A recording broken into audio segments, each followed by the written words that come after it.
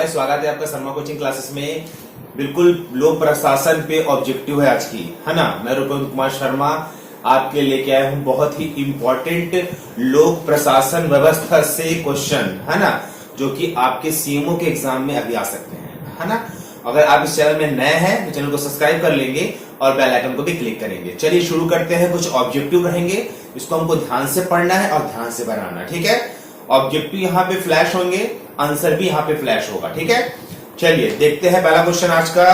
देखेंगे पहला क्वेश्चन, जो इंपॉर्टेंट क्वेश्चन है वही कराऊंगा मैं, अनइंपॉर्टेंट क्वेश्चन को नहीं कराऊंगा मैं, इंपॉर्टेंट क्वेश्चन को ही कराऊंगा मैं, ठीक है। देखेंगे पहला क्वेश्चन है कि अगर हमारी सभ्यता असफल होती तो ऐसा प्रशासन के पतन का कारण होता। यह कथन किसका है? कथन से क्वेश्चन बन जाते हैं, कभी कभी कथन से क्वेश्चन बन जाते हैं। क्वेश्चन आपके ऊपर आ रहा होगा, देखेंगे क्वेश्चन को आप भी प्रॉपर पढ़ लेंगे। ये कथन किसका है? तो ये कथन है, बिल्कुल ये है प्रोफेसर वीजी डोनरूम का। प्रोफेसर वीजी डोनरूम का कथन, मतलब इसका आंसर क्या हो जाएगा? इसका आंसर हो जाएगा सा इसका आंसर होगा, सही आंसर, ठीक है। तो कथन करके उसका नाम लिख लीजिए। अगला क्वेश्चन देखेंगे। अगला क्वेश्चन बहुत ही इंपॉर्टेंट क्वेश्चन है। दिल्ली में भारतीय लोक प्रशासन संस्था की स्थापना किस वर्ष हुई? दिल्ली में लोक प्रशासन, है ना, संस्था की स्थापना किस वर्ष हुई? डेट से क्वेश्चन बनता है, इसका आंसर है 1954। 1954 में लोक प्रशासन व्यवस्था की स्थापना की गई दिल्ली में, ठीक है। और अभी दिल्ली के वर्तमान सीएम है केजरीवाल, ये आपको याद रखना पड़ेगा, ठीक है ना। अगला देखते हैं। केवल शिक्षित लोग को ही मताधिकार मिलना चाहिए, यह विचार का समर्थक थे। केवल शिक्षित लोग को ही मताधिकार मिलना चाहिए, यह विचार के समर्थक थे। वह ऑप्शन द जे.एस. मील का ये कथन है कि केवल शिक्षित लोग को ही मत देने का अधिकार मिलना चाहिए। कथन से क्वेश्चन बनेंगे, आप देख लेना एग्जाम में, तो आप इस क्वेश्चन को करते हो चलेंगे और बिल्कुल ध्यान देंगे, कॉपी में नोट भी करेंगे, है ना। नोट करना बहुत जरूरी है, बार बार पढ़ना भी बहुत जरूरी है। अगला क्वेश्चन देखते हैं। भारतीय रिजर्व बैंक का लेखा वर्ष। लेखा वर्ष समझते हो ना, फाइनेंशियल ईयर बोलते हैं। जैसे एसबीआई का लेखा वर्ष अप्रैल से क्या होता है, मार्च होता है, वैसे भारतीय रिजर्व बैंक का लेखा वर्ष होता है आपका जुलाई से जून। जुलाई से जून होता है उसका लेखा वर्ष, है ना। ये बहुत इंपॉर्टेंट क्वेश्चन है। और भारतीय रिजर्व बैंक के वर्तमान गवर्नर का नाम पता होना चाहिए, क्या है? शक्तिकांत दास। भारतीय रिजर्व बैंक के वर्तमान गवर्नर क्या है? शक्तिकांत दास है। और रिजर्व बैंक का मुख्यालय है मुंबई। कहां है? मुंबई में उसका मुख्यालय है। ये दोनों चीज हमको पता होना चाहिए, ताकि अगर क्वेश्चन को घुमा के भी दे तो हमसे बन जाए, ठीक है ना। अगला क्वेश्चन देखते हैं। अगला क्वेश्चन है कि वह राज्य जहां सबसे पहले पंचायत राज्य प्रणाली लागू की गई, वह राज्य जहां सबसे पहले पंचायती राज प्रणाली लागू की गई, वो है राजस्थान। राजस्थान बहुत इंपॉर्टेंट चीज है, ये हमको पता होना चाहिए, ठीक है ना। राजस्थान की राजधानी है जयपुर और उसके राज्यपाल कौन है? अभी है कल्याण सिंह, ठीक है। पंचायती राज व्यवस्था सबसे पहले राजस्थान राज्य में लागू की गई। ये इंपॉर्टेंट क्वेश्चन है, एग्जाम में बन सकता है, ठीक है। और वीडियो अच्छा लग रहा होगा तो लाइक करेंगे और चैनल को सब्सक्राइब करेंगे। अगला क्वेश्चन देखते हैं।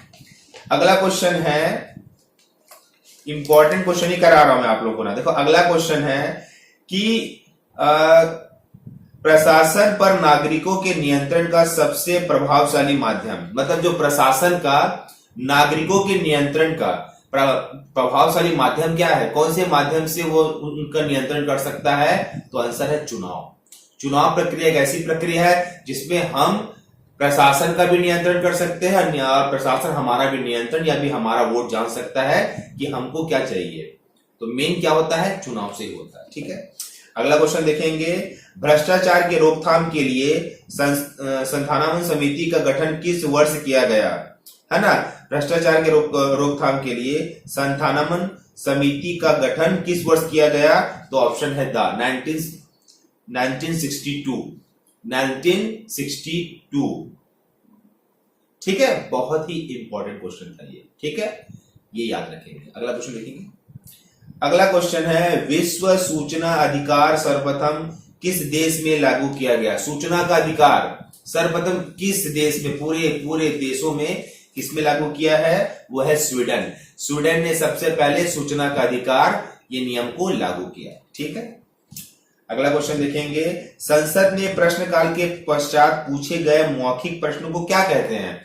संसद में जो प्रश्नकाल होता है उसके बाद जो पूछे गए मौखिक प्रश्न को बोलते हैं, ये इन्हें कहा जाता है ऑप्शन सा तारांकित प्रश्न कहते हैं, तारांकित प्रश्न कहा जाता है। ये भी बहुत इंपॉर्टेंट क्वेश्चन है लोक प्रशासन के चैप्टर्स में, ठीक है ना।